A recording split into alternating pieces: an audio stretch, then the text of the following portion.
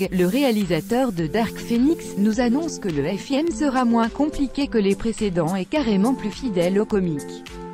S'il y a bien une chose qui est attestée et vérifiable, c'est la temporalité complètement merdique des films X-Men. À l'époque du lancement du premier opus 18 ans auparavant, Bryan Singer n'aurait pas pu imaginer à quel point ces super-héros chambouleraient le box-office.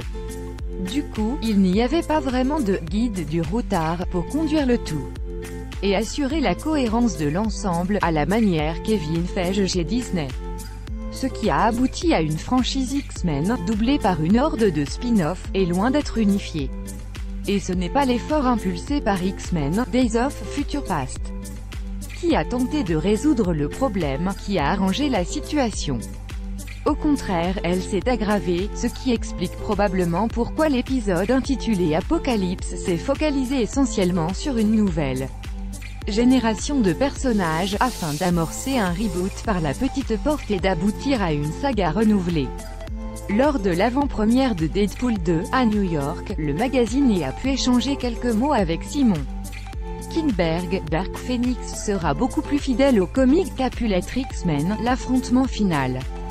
C'est un film qui va impliquer des protagonistes extraterrestres, c'est quelque chose qui n'a jamais été vu dans la franchise X-Men jusqu'à présent. Et pourtant c'est une partie monstrueusement importante dans la saga des comics sur Dark Phoenix. Très bonne nouvelle, sauf qu'ici on est encore face à de nouvelles interrogations.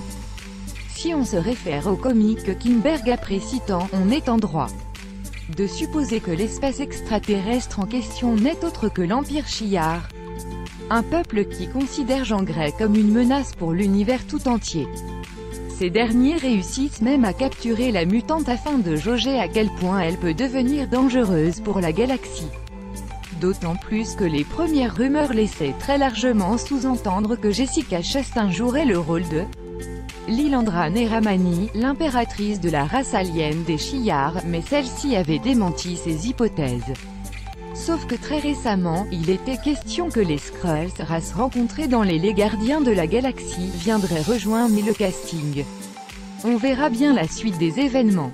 Côté casting, les deux stars principales de X-Men, Dark Phoenix sont assez confiants pour la suite. Sophie Turner, l'interprète de Jean Grey, a même certifié que le long-métrage va « révolutionner » le film de genre héroïque. C'est beaucoup plus intense, réel et pertinent que les autres épisodes, avait-elle confié.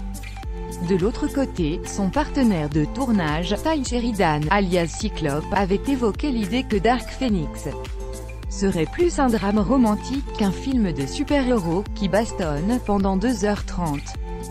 Logique si on se réfère à l'essence même du comic qui suit la relation amoureuse et sinueuse entre Jean Grey et Cyclope.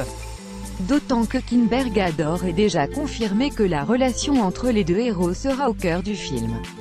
Si tout se passe bien, X-Men, Dark Phoenix, sortira le 14 février 2019 aux États-Unis, après plusieurs mois de report et retard.